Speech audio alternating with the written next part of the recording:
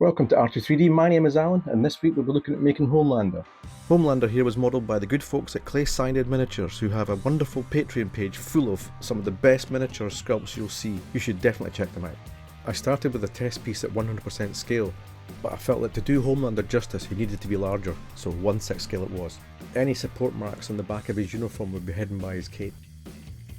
I glued metal supports into the base to help me support Homelander and also allow me to separate the model later.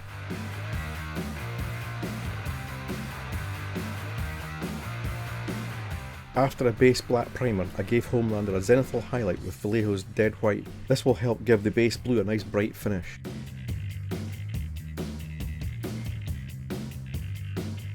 I used Vallejo Dark Blue as a base for his uniform. It covers really nicely and doesn't fill in any of the detail in the sculpt. For the highlights, I used an azure blue from Vallejo. Sprayed from a high angle, it accentuates the definition in his body.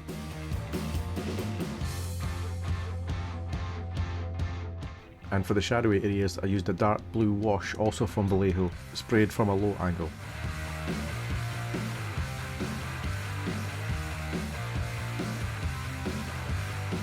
I originally painted all the gold parts in Homelander's kit with Tamiya X31 Titan Gold, but I later went back and repainted all the gold parts with gold from a Decocolor gold paint pen. It produced a much better result. For all the red parts of Homelander's outfit, I had to paint a primer layer of Vallejo Dead White to act as a base primer layer, as red doesn't cover over blue very well at all.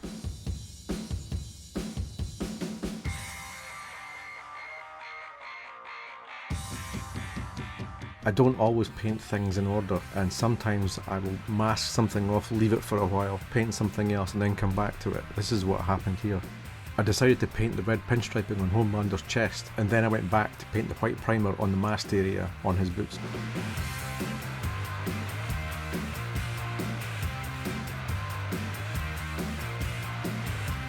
For the red areas, I wanted to do it in two stages. First stage would be a light red base coat, followed by a thin coat of scarlet metallic red. This would give the red a nice patented leather look, which I was really quite pleased with how it turned out.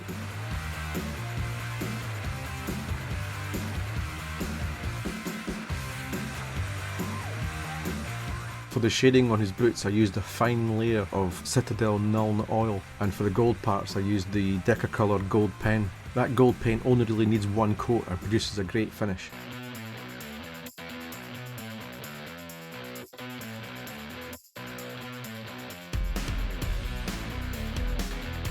You can see here I went back over the gold on his belt, and it's a really nice finish from this gold pen. Back now to the gloves with a base layer of scarlet red before a top layer of the metallic signal red for that leather look.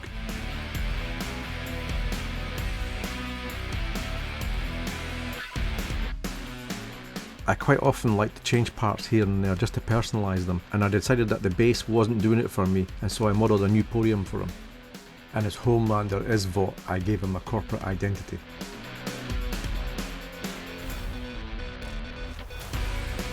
For the dry brushing, I wanted to give the rock a natural appearance, and so I gave it a base of cold grey, followed by Vallejo green and then brown. And I'm just using a cheap makeup brush that I got in a pack of about 3 or 4 to apply the paint here.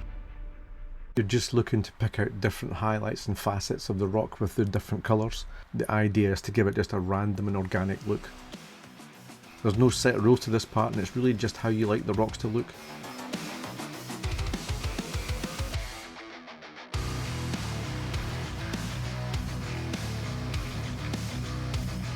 To add some nice depth and contrast to the rocks, I went over them with a layer of Reikland Flesh shade.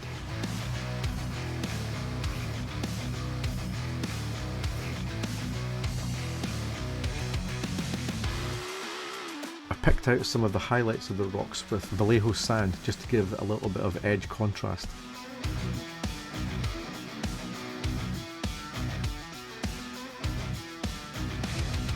And finally, I used Tamiya dark brown panel line to add some contrast to the very darkest parts.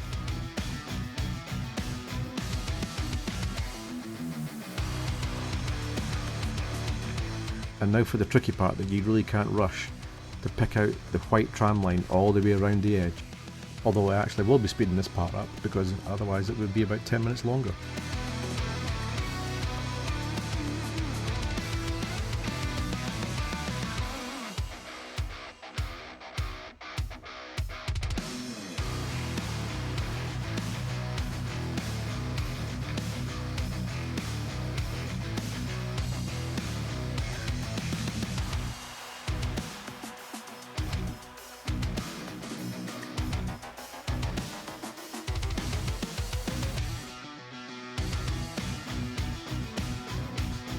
I modelled the outlined raised text into the platform specifically so that I could dry brush it later. This is the part where I'm dry brushing it with Vallejo steel.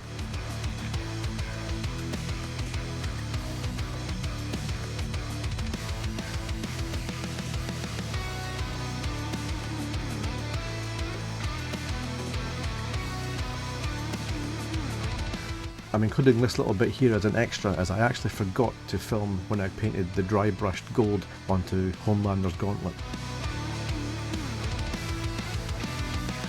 When I printed off Homelander's cape, I quickly realised that there was going to be a problem. Although the cape was beautifully modelled, it was going to be way too heavy and it was going to overbalance him backwards.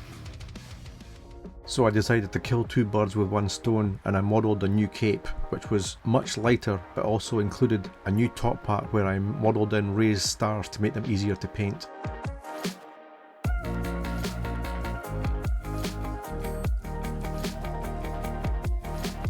I sprayed the area at the top a nice deep blue as a base for the white stars, but the keen-eyed among you may spot a problem with the red stripes. I made too many. I'm sorry. The old adage of measure twice, cut once caught me out. I don't know what I did. I don't know what I was doing. I had been trying to figure out how I was going to paint all the 50 stars on the back of his cape, but then I figured if I just made them raised, I could just edge paint them with the edge of the brush, and it actually turned out really nicely. You can see here that the cape weighs way less than the old one and was also a lot easier to paint.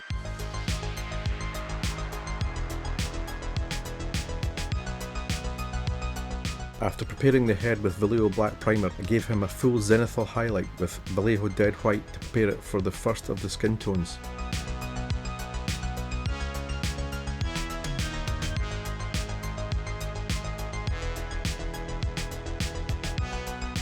I find Vallejo Warlord Purple works as an excellent dark skin tone base together with a thin layer of transparent red. The red just helps give extra warmth to the skin tones.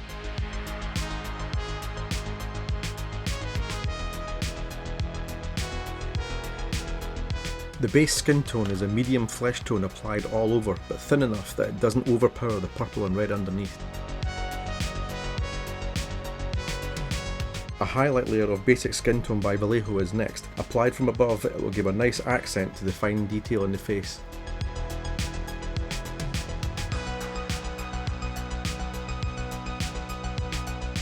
A light layer of orcish dermis adds a nice warmth to the shadow areas of the face, and a thin layer of pale flesh adds a highlight.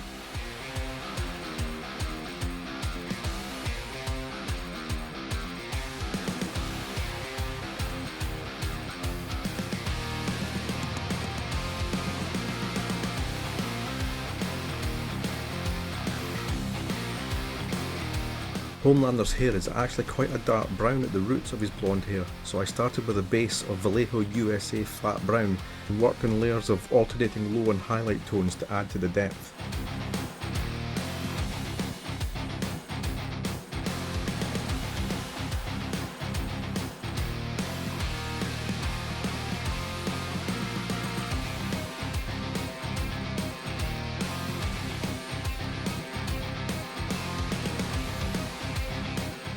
I felt the face needed a little working up, so I used a little watered down orcish dermis to bring back some contrast to the ears and to the hairline on his face.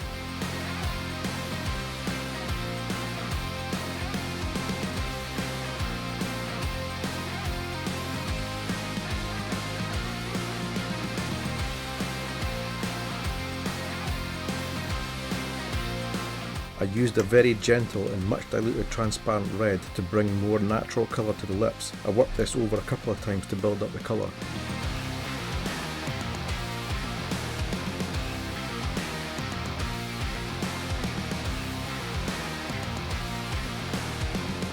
I used a combination of Citadel Reikland Flesh Shade and Nuln Oil to bring some of the darkness back into the root areas of his hair.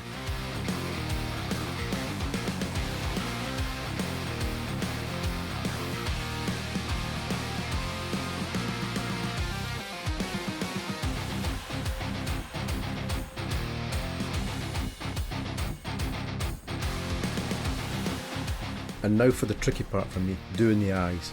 I find it quite difficult now as my depth perception is not the best, and judging how far away I am from the model with the paintbrush is quite a slow process. I started with a few layers of dead white and let them dry between coats, and painted the eyebrows with burnt umber.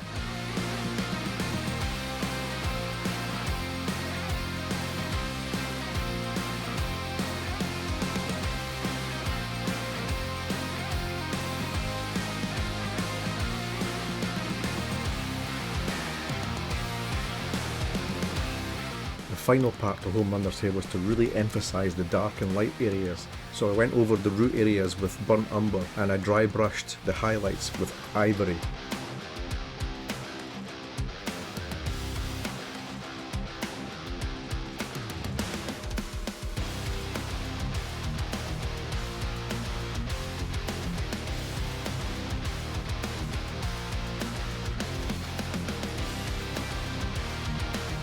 All that remained to do now was the eye detailing. From reference photographs I was able to collect, I was able to determine that Antony Starr, who plays Homelander, he has a pale blue-grey eye colour, so I went with a Vallejo cold grey.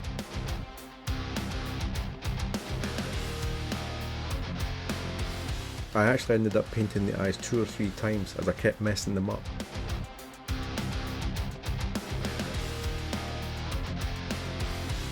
I use a fine black marker pen to do the detailing in the eye, as I find it's much easier for me to do it that way than with a paintbrush.